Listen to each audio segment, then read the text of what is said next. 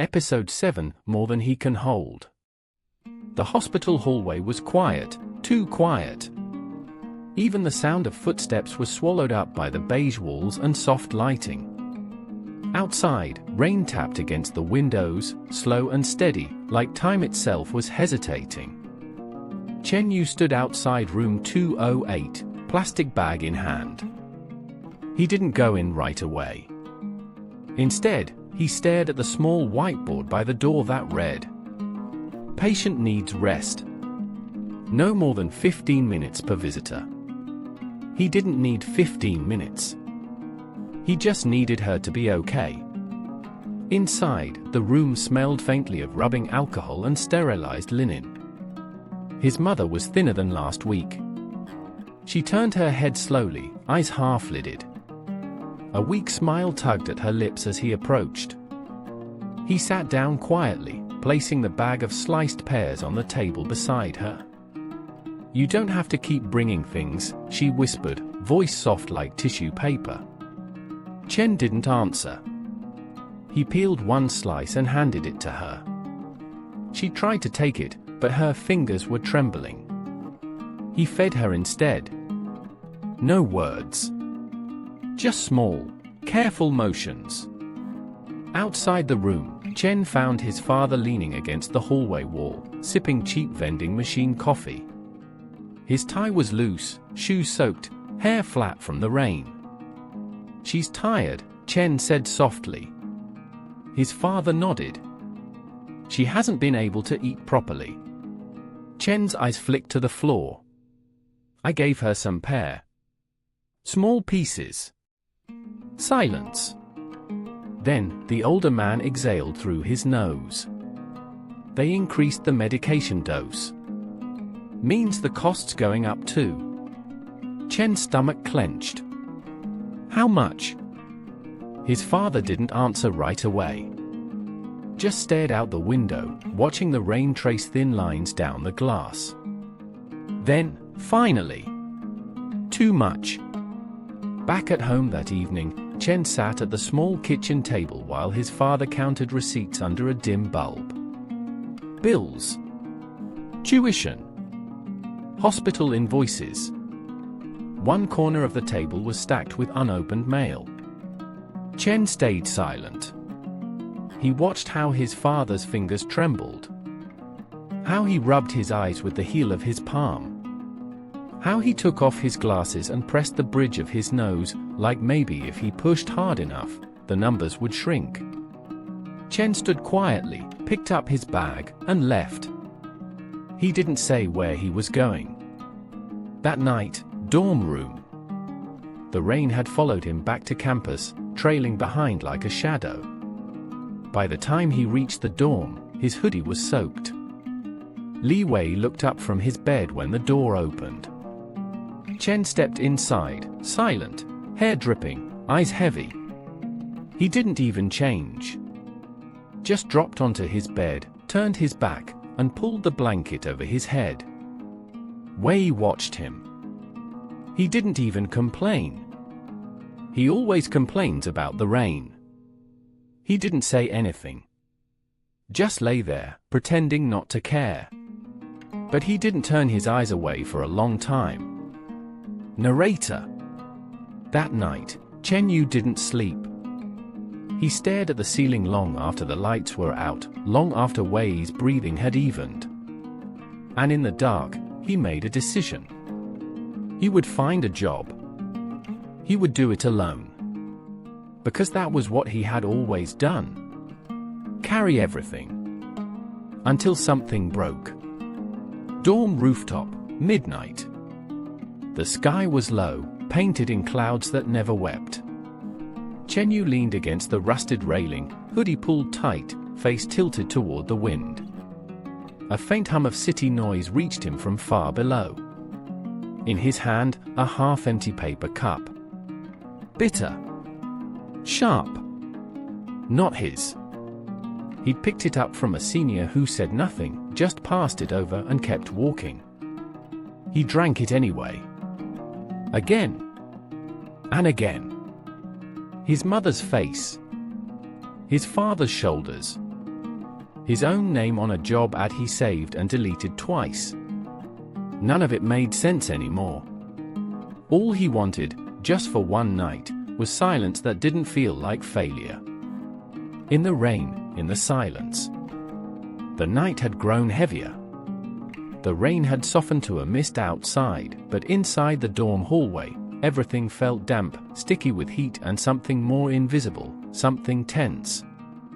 Wei opened the door just as Zhong Lei and Da Srong half-dragged Chen Yu down the corridor, laughter mixed with concern on their faces. "Yo, your roommate's a lightweight," Zhong said, grinning. "We found him sleeping outside the gym." Chen hung between them, soaked through, hair dripping, hoodie clinging to him like second skin. His head lolled slightly to one side, eyes barely open. "You take him," Da Xiong said, handing him over. "Good luck, man." Wei caught him, barely. Chen's weight sagged against him, heavy and warm and wet.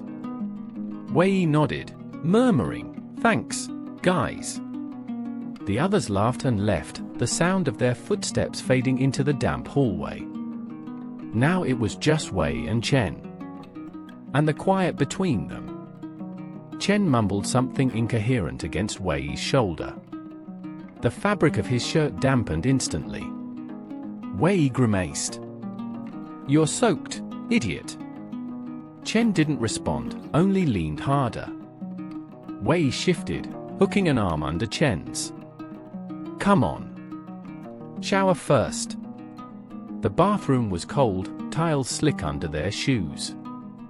Wei dragged Chen to the wall and propped him up carefully. Chen's head lolled back, eyes unfocused. "Chen, hey," Wei said softly. "Stay awake, okay?" Chen blinked slowly. Rainwater dripped from his hair onto his cheeks, like he was still crying. Wei cursed under his breath, turned on the shower. Cold water sprayed down, misting the room in a cloud. He guided Chen under it. Chen shivered but didn't resist. As the water hit him, Chen's mouth parted, and he whispered, I can't watch her like this." Wei froze. Chen's voice cracked, raw, broken, something ripped out of him. "She's so small now," he slurred. "Like she's fading. Dad tries to smile, but I see it." The word stumbled out between hitched breaths and trembling hands. "I need money," Chen mumbled. "Gotta work. Help. Anything." And then, without warning, Chen broke. His body crumpled to his knees under the water, shoulders shaking. The sound that came out of him wasn't a sob. It was a fracture. A tearing open. Wei dropped beside him instantly. "Chen, hey, hey." He touched Chen's shoulders. Felt the trembling. Felt the way Chen clutched his own chest like he could hold himself together by force. Wei swallowed hard. He pulled Chen close, the water soaking both of them. Chen pressed his forehead to Wei's shoulder, breathing in ragged, wet gasps. "I'm sorry," Chen whispered.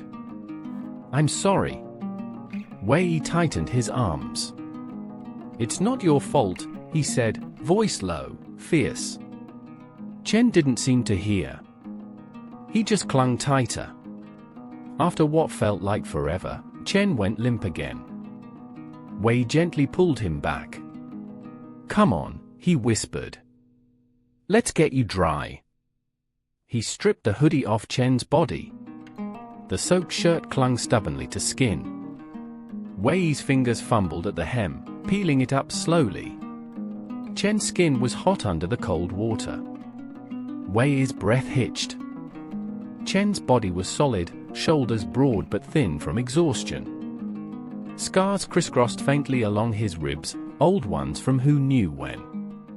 His waist tapered leanly, muscle hidden under softness worn by too many sleepless nights and empty meals. Wei couldn't stop looking. couldn't stop feeling the tremble in his hands. He slid the shirt over Chen's head, fingers brushing bare skin. Chen shivered slightly, murmuring something unintelligible. Wei reached for his jeans next. Hand shaking. He shouldn't be thinking about how warm Chen's skin was. Shouldn't be noticing the way his muscles flexed instinctively even as he sagged against him. He shouldn't want to touch him more than necessary. But he did. Every time his hand brushed bare skin, it burned. Wei clenched his jaw, yanked the jeans off roughly, left him in his boxers. Chen leaned into him, eyes closed. Wei threw a towel around him quickly, wrapping him up like he was fragile, like one wrong move would shatter him. Back in the room, Wei half-carried, half-dragged Chen to his own bed. He lowered him gently, pulling the blanket over him. Chen curled instinctively toward the warmth, a soft sound escaping his lips. Wei sat down at the edge of the bed. He stared. Chen's face in sleep was different. Softer. Less armored. Vulnerable. Beautiful. Wei pressed his hands against his knees, trying to ground himself. He shouldn't be thinking about the water sliding over Chen's skin. About the curve of his neck, the hollow of his hips, the faint scar near his ribs. He shouldn't be thinking about how close he had been to kissing him. But he was. And he didn't understand why. Didn't know when the anger had turned to curiosity. When the curiosity had turned to this. This aching. This wanting. This fear. Wei lowered his head into his hands. The room smelled like rain and soap and Chen. And he couldn't breathe properly anymore. Narrator. Sometimes, it's not a kiss that breaks you. It's the wanting before it. The trembling in your hands when you realize you would give anything to touch without being asked to stay without being needed. And still, you don't understand what it is you're